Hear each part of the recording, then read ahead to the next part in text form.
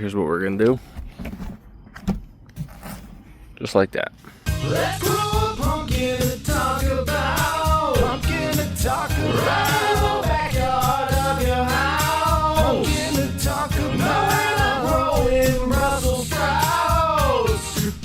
Growing big. Pumpkin to talk about. Albuquerque Gardening. My name is Alan. Today's April 24th. And I think we're gonna plant. We've had several nights that are in the 50s already. According to this weather forecast, we've only got 3 nights where it dips into the 40s, into the upper 40s. Last year I planted on April 29th with very similar weather, low temps. So I think we're gonna go for it. As you can tell, I buried 4 of the drip lines. Well, 2 3/4 of the drip lines. That was going to be what I was going to do the entire way through, but that's just not practical. It took 20 minutes just to get this much done.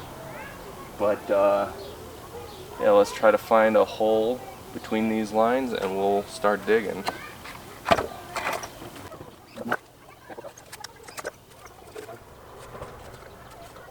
It's still probably a little cool at night, but this worked out for me last year, and I plan on covering the pumpkin with tote for those couple cool nights. Realistically, these temperatures only get low for into the 40s for like an hour or 2, so I'm really not that concerned with this.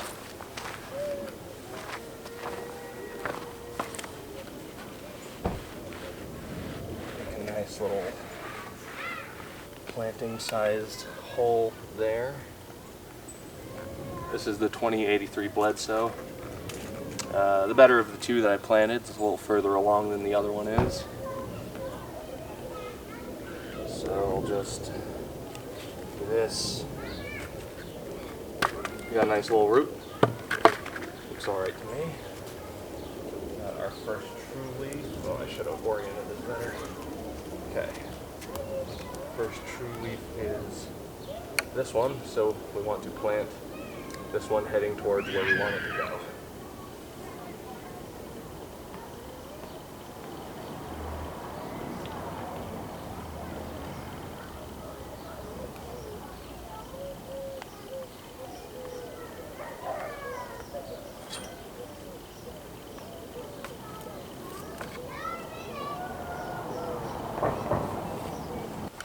Alright, we've got the direction laid out as we want, so let's just backfill. These have been getting acclimated to the sun. I've given them, on days that I'm able to anyway, I've given them hours and hours out here. In the last several days, the weather was a little bit cooler. Over this last weekend anyways, the weather was cooler, so I brought these inside, put them under a grow light. They seem to be doing pretty well. This one, in the sunshine mix that I planted it in, I also had some of the Gonzo Grow fertilizer in there. It doesn't look mad about it, and in fact, my seedling from my 947 pound pumpkin from last season was about 3 times the size of this one, so I'd say the Gonzo is pretty good. Before I water this, I'm going to mix in some raptor roots and some Zamina's elixir with a little bit of molasses into my hose end sprayer. And then we'll spray. Get some nice microbial activity going. Alright, so I've got my, chameleon hose end sprayer filled with about, some water. About a fat tablespoon of molasses.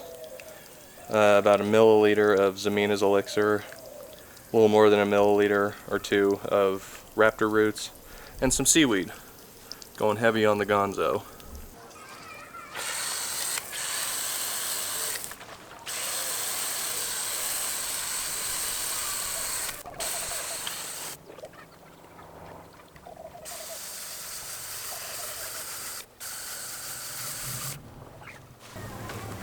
I recognize that is not ideal drainage.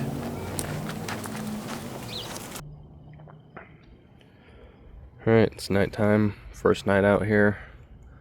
It looked a little bit flimsy earlier, but you know, it bounced back quick, so here's what we're gonna do. Just like that. I know it's not exactly gonna change the temperature difference, change the temperature all that much in there, but less air movement pulls less heat away. It might be a negligible effect, but this is what I'm doing. Anyway, I'll take that off in the morning too. What's up? We're back again. I forgot what today is already. Today is April 27th. So let's do another quick update. There's been a little bit that's changed. I've made some more progress on the yard. Let's show. As you can tell, we've got the drip tape installed all the way to the end of the patch, including a bunch of nice little valves. Short by 3. I should have ordered 3 more. But, you know, I think this will end up working out. So, yes, part of the update, we've got 2083 Bledsoe planted as of a few days ago. This was on Wednesday that I planted. The little totes are there for a wind block. It's been a bit windy today and yesterday. So yeah, we got a little bit of a wind fence happening.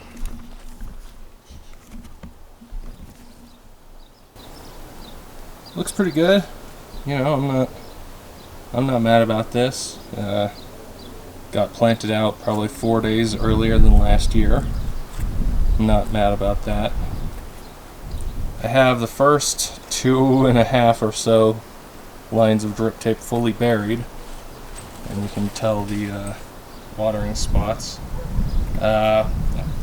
So in preparation for hanging up the shade fabric, I've installed steel stick. It's an epoxy putty that I've attached onto each of these poles right at about the 7-foot height mark. And my plan there is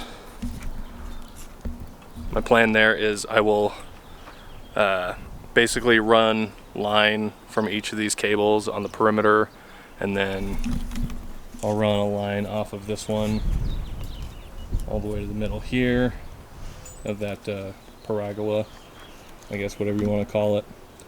And basically we're going to make a little structure with ropes so that we can attach our shade fabric here pretty soon. This stuff is cool. The steel stick, you mix this stuff, come on.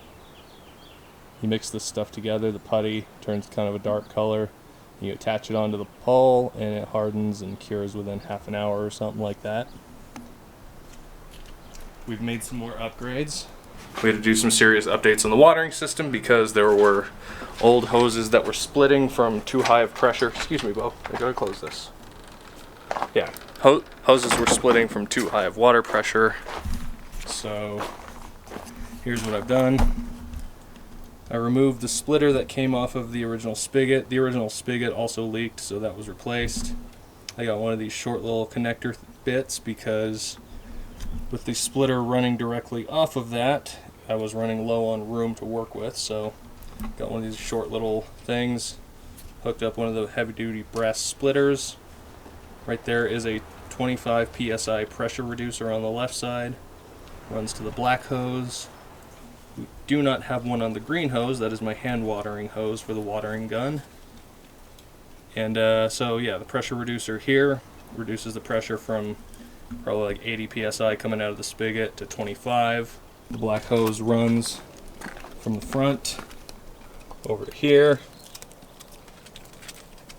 into my watering timer on another splitter, because when we get going, this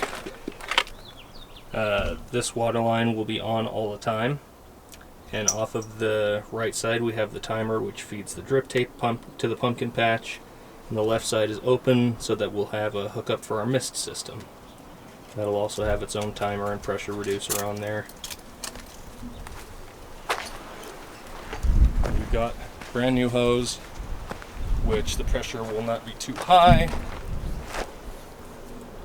Put the hose onto the 12 psi pressure reducer, so we're going from 25 at the spigot to 12 here at the drip tape.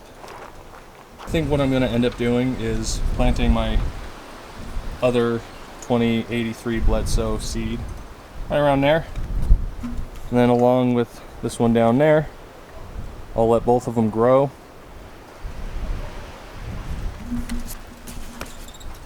I'll let both of those grow towards each other, and then probably mid to late May, whenever it looks like one of them is doing better than the other, I'll keep the stronger one and get rid of the weaker one, because I think it would be cool to have, personally, to have the pumpkin somewhere in this general area growing, pumpkin itself, because we got this back fence there.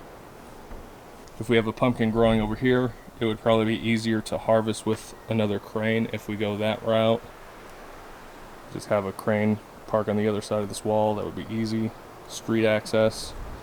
If we have one, growing around here, it'd be a little harder, but not necessarily impossible. I capped off the ends of the drip tape.